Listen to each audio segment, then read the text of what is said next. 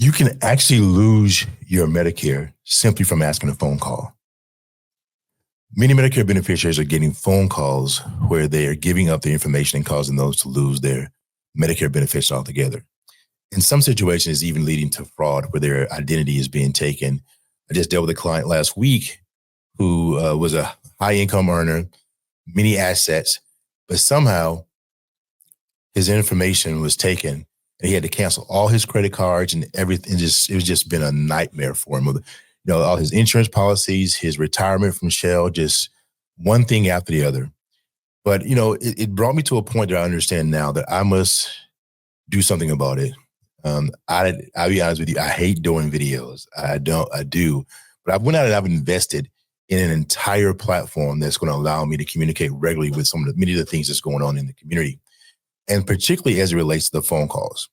Now, one of the things I need you to understand about this is that CMS regulations state that you are not supposed to receive unsolicited phone calls about your Medicare.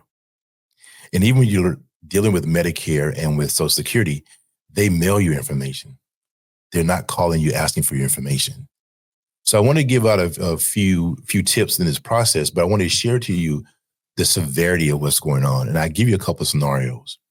The first one being, I talked with a young man. He just made 66 years young.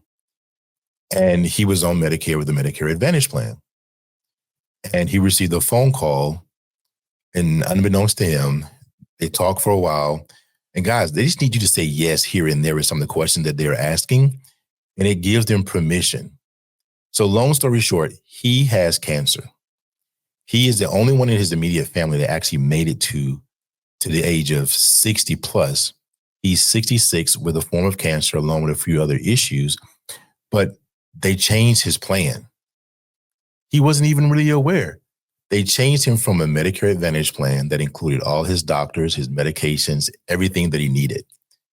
They literally changed him to, I'm hesitant to say the plan name. I will say it for now, just for reference, Humana. Humana is a great company, many great plans. But in the Houston, Texas area, Memorial Hermann does not accept Humana. So imagine that. You've been battling cancer for over a year.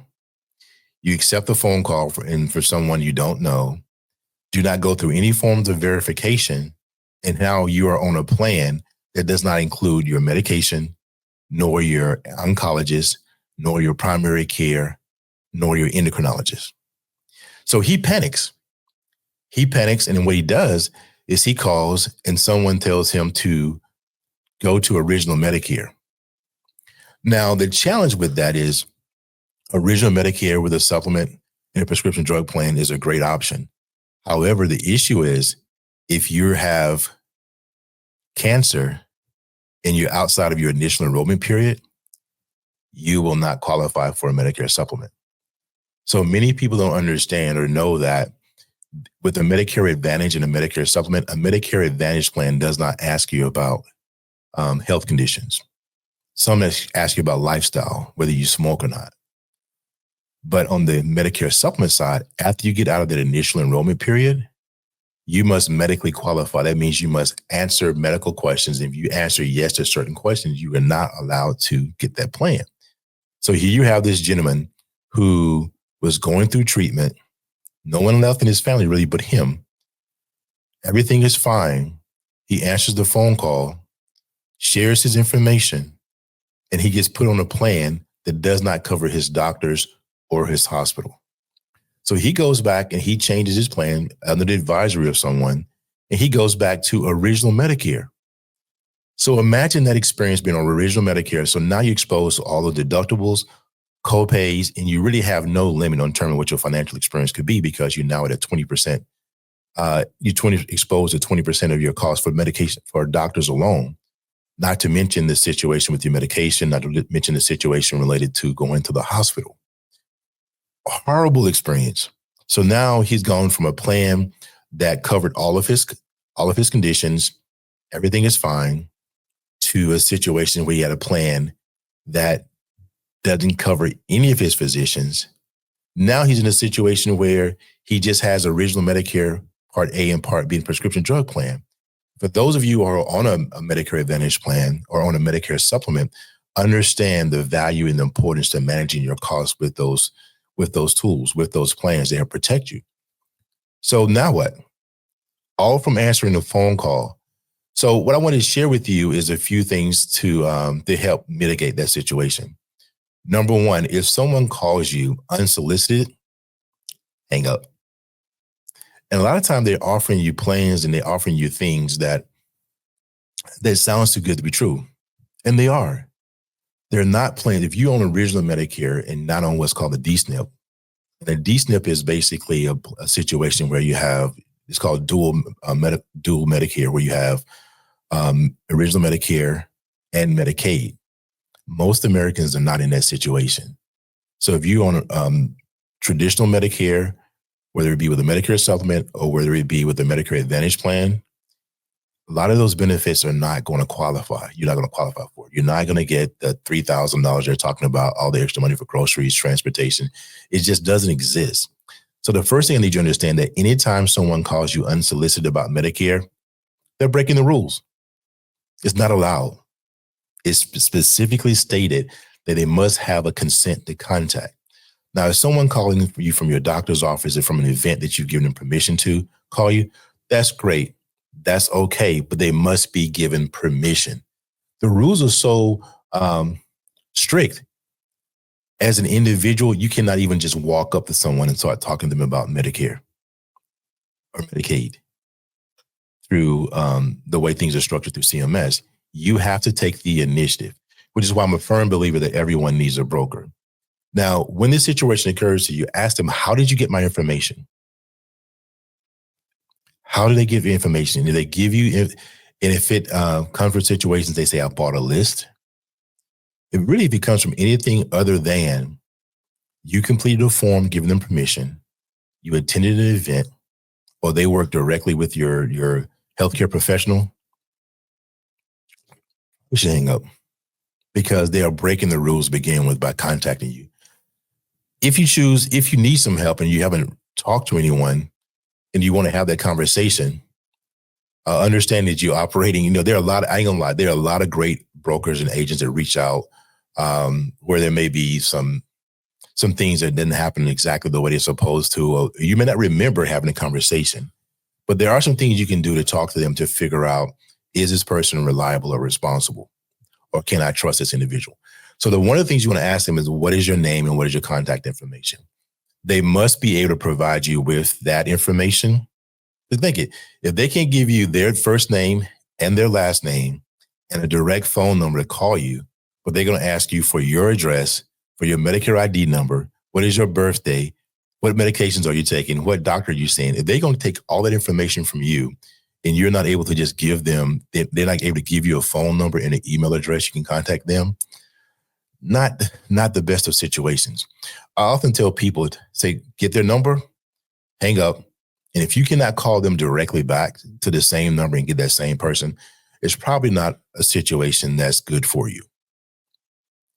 We go to the extent in our organization at Simple Choice Insurance Brokerage, we require all agents and all personnel to give their cell phone number.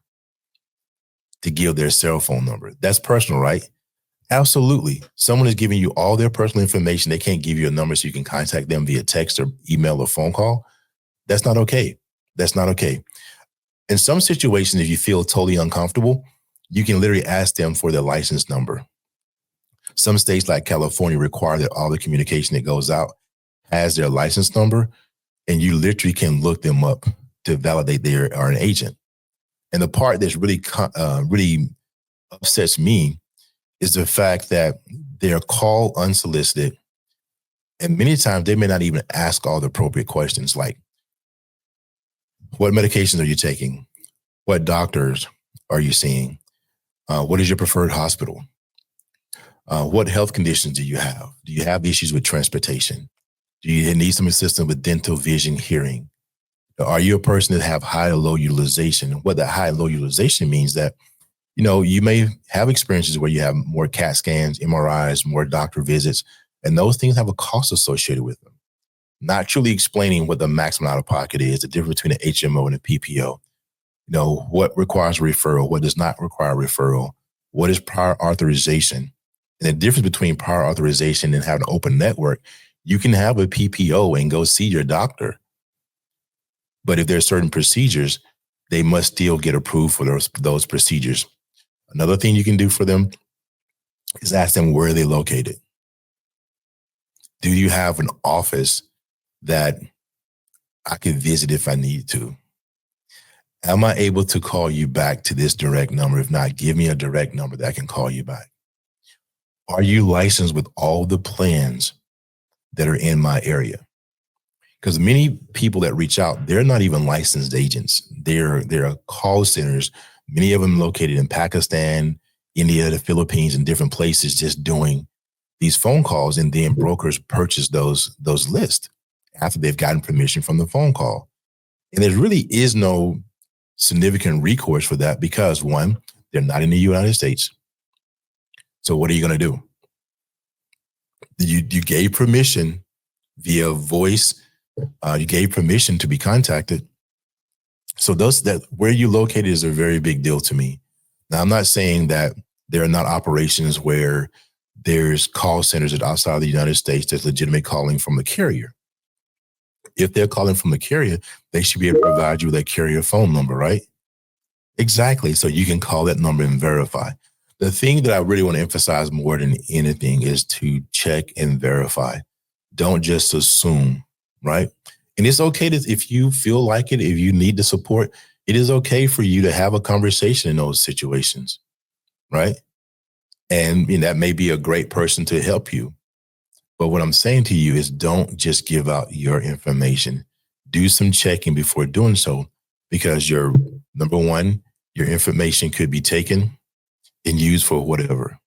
That's why it's important for us in our organization to have physical offices in conjunction with.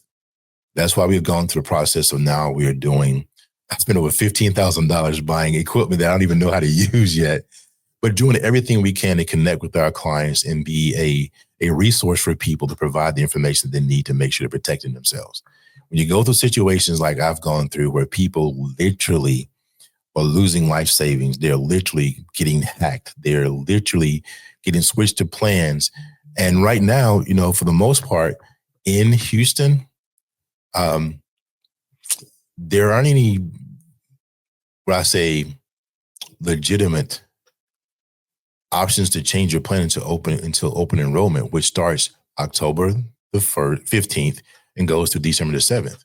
Some people are trying to use things that's associated with the weather, but it depends on the carrier whether or not they're accepting that. So with that being said, guys, just be careful. Check and verify. Now, I'll re-emphasize some of those things that you need to do. Number one, ask them how they get your information. And for most people, a lot of people that didn't get your information the correct way, they're going to stumble with that question. Ask them for their name and contact information. If you're not comfortable, say, hey, I'm going to hang up and call you back. What is your name, first and last? What is your phone number that I can call you back? Number two, understand that unsolicited phone calls, unless they're coming from your doctor's office or something of that nature, or somewhere, well, I wouldn't say it's really unsolicited. You've gone to an event and you've gotten permission or you're a part of that plan. It's not permissible. It's not acceptable. So anyone that's doing that is breaking the rules. Don't be afraid to ask for their license number. Don't be afraid to ask them, are they licensed for all the carriers in the area? They don't have to be licensed with all the carriers. They need to be licensed, at least to be able to do an analysis. And what we have is a system that allows us to compare all plans in any state, in any county. Understand those plans vary by state, by zip code, by county. You literally can be have the same zip code as someone else and not have access to the same plan because a part of that zip code could be within one county and not any other. Makes sense, particularly you have areas here like Fort Bend and Harris. In a lot of the surrounding counties, you can have the experience where there's bleed over. So, the last thing I say to you though is be very careful. If you need to, don't hesitate to reach out to our organization, which is Simple Choice IB Everywhere. I'm known as the insurance man. I do that because my name is LaQuentin Jenkins, and many people will not remember that. they can remember the insurance man, right? So even when our clients save our number in their phone, I tell them to save it as the insurance man because that's easy rememberable. So I want to wish you well. And again, if you want to contact me directly, my number is 713-201-9402, 713-201-9402. Feel free to call, email, or text. Our website is simplechoiceib.com, SIMPLECHOICEIB.com. God bless you and have an amazing, amazing Friday.